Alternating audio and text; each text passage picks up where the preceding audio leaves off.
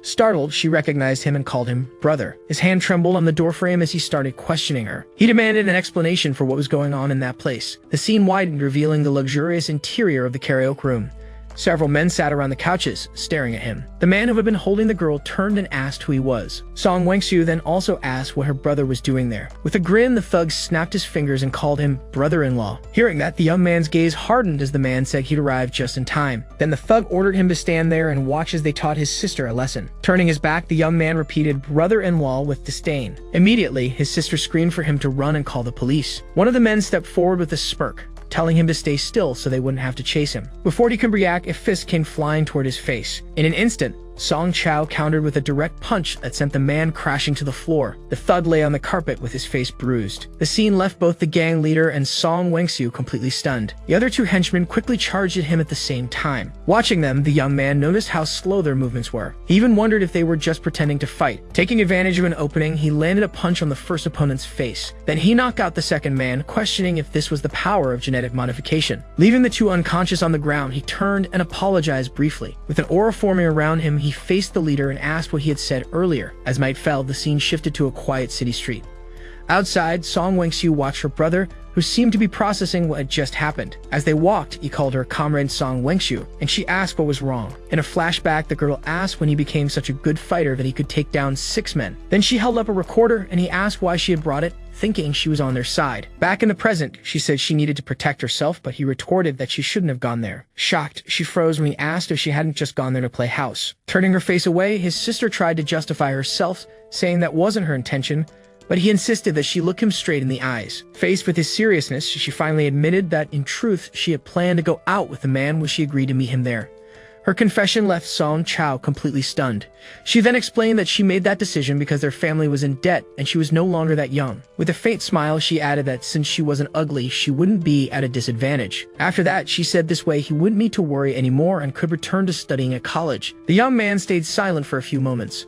Then he asked if that man would have become his brother-in-law if he hadn't shown up. With a serious expression, the brother firmly said that would definitely never happen again. Holding the recorder, his sister asked if the men would come after them because of this. Concerned, he admitted that this was the only thing that wasn't safe. Frightened, she ran up to him asking what they should do, and he told her to come so he could show her something. Already in a parking lot, he declared that to prevent retaliation, he now had power and money. Standing before several cars, he said that, as she could see, he was strong now. In front of a white car, he explained that he had gotten a good part-time job, which gave him both the money and the car. Incredulous, his sister asked if that was a bus, while he promised to give the family the best life possible. With his hand on the car's hood, he said they would never have to worry about money or depend on anyone else again. With determination, he declared that he would keep his promise to get them out of this situation. Immediately, the scene shifted to a gateway opening somewhere else. Then the image revealed a house with a courtyard in a rural setting. Inside the new place, he announced that something important was about to happen. At his side, his sister nervously asked if the procedure would hurt. Assuring her it wouldn't hurt at all, he pressed an injector into her arm. While watching the injection site, he explained it was a medication to strengthen the immune system. Suspicious, the girl quickly asked if he had also used it on their father. Her brother confirmed while taking another injector from a box. Gesturing, she asked if this was a new kind of immunity drug.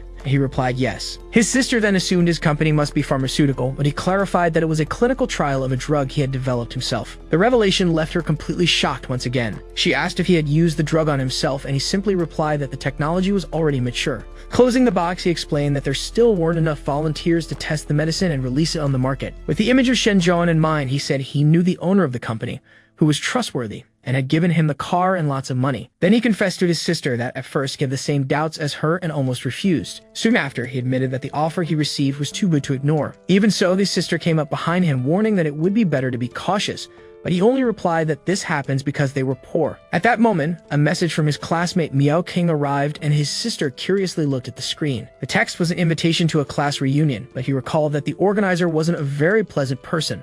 Far away in an office, Miao King herself was reading the invitation on her phone. With disdain, she wondered who would have time for that during such a busy period. Suddenly, the woman seemed to have an idea as she reconsidered the message. With a new expression, she paused and reflected for a moment. Then she removed her glasses. Holding her phone, she decided she could use the reunion to recruit someone in an emergency. The next day, Song Chao was seen again inside his car, resting on the steering wheel, He let out a tired sigh. He muttered that he was still here. Back at home, he looked again at the reunion invitation on his phone. Beside him, his sister encouraged him to go meet his classmate. She watched him intently. Without taking his eyes off the screen, he refused, claiming work was more important than social games. His sister scolded him, saying he was being narrow-minded. She then reminded him that many of his classmates studied medicine. She suggested it would be a good opportunity to expand his network, since his company worked in the medical field. The young man thought in silence, aware he couldn't reveal the drug came from the future.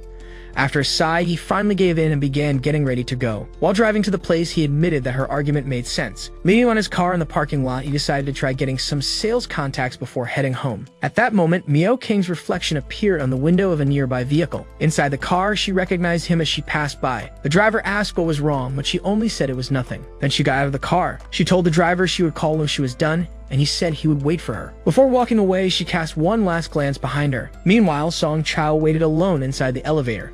Unbeknownst to them, the two were in the same building for the same event. As the scene shifted to the starry sky, he simply hoped this wouldn't be a waste of time. In the banquet hall, a buffet was set up to welcome the guests. Then a man in a white suit appeared at the reception and invited everyone inside. As soon as he saw Song Chao, the host recognized him and walked over. With a mocking smile, he commented that he still looked poor. Song Chao replied with an ironic grin, saying the classmate was still as short as ever. As the host reacted angrily, another classmate came and greeted Song Chao. Soon after, an old friend hugged him and threatened him with a beer punishment, but he explained he was driving. From a distance, the man in the white suit mocked that he was just pretending to have a good salary. Suddenly, the host's expression changed upon noticing a new arrival. The newcomer was Meng Yuxiao, whom he greeted warmly. The woman asked if the person who had just left was Song Chao, and the classmate began badmouthing him for being poor. Calmly, Meng Yuxiao scolded him, saying it wasn't right to talk behind someone's back. Embarrassed, the man just agreed and promised to be more careful next time. At that moment, another woman came over calling for Meng Yuxiao,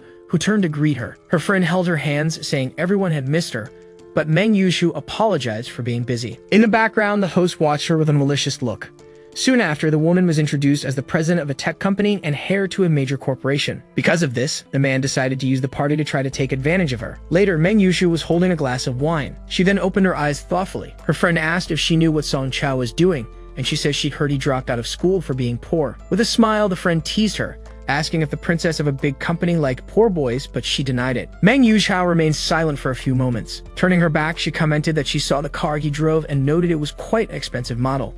Dropping the subject, she chose to focus on looking for promising talents at the event instead. So her friend suggested she ask the boys interested in scientific research about experience in bioresearch. Seated at the table, a man dismissed the idea, saying there were no research internships available at the moment. Soon after, a blonde guy offered to ask a professor for her later. Meanwhile, Meng Yuxiao stayed in the hall, surrounded by other guests. With a discouraged expression, the young woman just sighed. Leaning against the pillar, she wondered if she was being too greedy. Looking at her reflection, she thought that they hadn't even reached their final year or done their theses yet, so she questioned if she had been naive to think she could find someone to help. Deciding to grab a quick bite and leave, she heard someone shout Song Chao's name in the background. The host offered the young man a beer, insisting he drink and telling him not to lie about driving. Nearby, another man watched the scene with a malicious look. Then the host glanced toward Meng Yuxiao. At that moment, he thought he could show her his best side if he managed to beat Song Chao. He kept pushing the drink at him, but the young man ignored him completely. Then another guest put an arm around Song Chao's shoulders, offering to drive him home since he was allergic to alcohol. Tired of the persistence, the young man scratched his head. Then he took the drink that was being offered. With no other choice, he agreed to just have one. The host smiled, revealing he had spiked the drink to put on a show. The two men downed their glasses at the same time. The drink was emptied in a single gulp by both. While Song Chao calmly finished his, the host began to feel sick. Moments later, the man collapsed to the floor and began vomiting in the middle of the hall. Surprised, his friend commented on his resistance, and Song Chao attributed it to work practice. Not understanding, he realized he wasn't drunk and wondered if it was the effect of the genetic drug. The scene shifted to the food and drinks table at the party. With a flushed face, the host muttered that it was unfair. Then he stood up shouting that the situation wasn't fair. Soon after, he lunged at Song Chao, complaining that no one liked him while his friend tried to restrain him. Confused by the reaction, Song Chao didn't understand what was happening. He asked if he had offended him, but the man just shouted about his attitude. While the aggressor yelled that he should humble himself, another guy dragged him away. His friend told Song Chao to leave and go somewhere else. From a distance, Meng Yuxiao watched the commotion in surprise. At her side, her friend asked what those guys were doing. Then their conversation changed, with her friend asking if she had found any candidates, but Yuxiao said no. She admitted she was getting a bit desperate, and at that moment her phone began to vibrate. concentrate. Suddenly, she realized she was receiving a call. Looking at the screen, she saw it was her father and wondered if something was wrong. She quickly excused herself from her friend and stepped away to answer. As soon as she picked up, she asked what had happened. On the other end, her father told her to find a quiet place. He said he had something important to tell her, and she went to the women's bathroom. Inside, she agreed to listen. Leaning on the sink, she asked if something was wrong.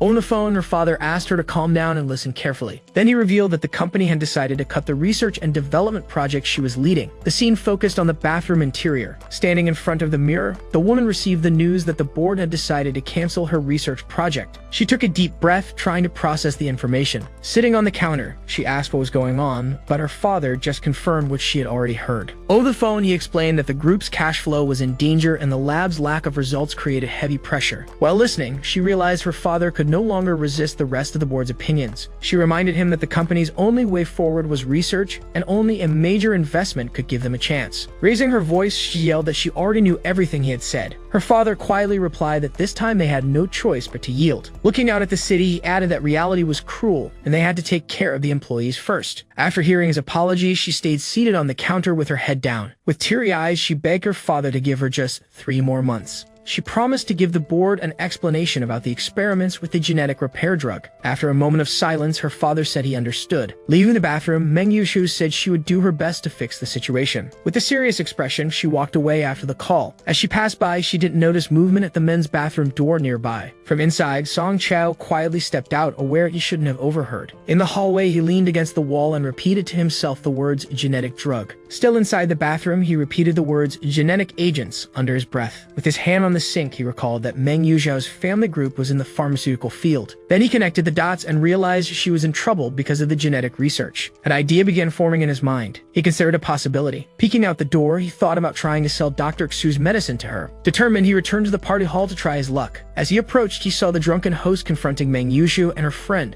who asked what was wrong. The man shouted at her to drink the beverage he was offering. With an uncomfortable expression, she tried to refuse the glass, but he shoved it toward her, telling her to stop being silly and drink.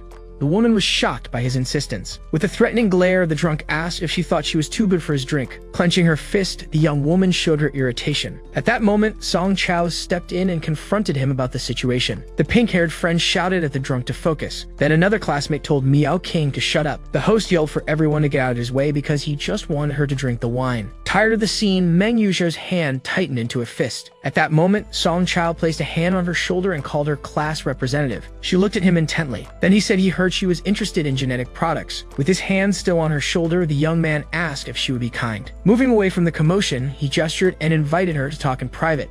In front of everyone, he asked if he could talk with her about genetic products. The proposal left her visibly surprised. With a smile, he emphasized that he wanted to discuss her group's genetic product development project. Unsure how to react, the young woman just stared at him. Then she turned to her friend and said she needed to discuss business with Song Chao. As she walked away, she told her friend she'd call later, leaving her behind. Her friend tried to call her back but failed.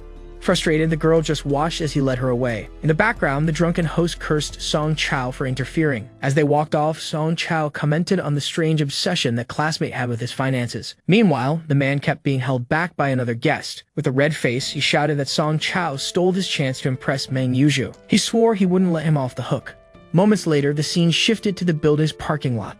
The two walked side by side toward his car. When they arrived, she thanked him for his help, and he looked at her in surprise. She acknowledged that he had stepped in to help her. Then she suggested he return to the party and said she was about to leave. Confused, he insisted that he really wanted to talk with her. Seeing his persistence, she turned and asked what he wanted. He revealed he worked for a company that already had samples of genetic agents and admitted he heard her call. He asked if she would be interested in a collaboration, but the young woman clenched her fists and told him to repeat it. Meng Yushu then said she was grateful for his help and wouldn't sue him for stealing trade secrets. Looking down at him, she told him not to belittle other people's work. Hey everyone, did you enjoy the story?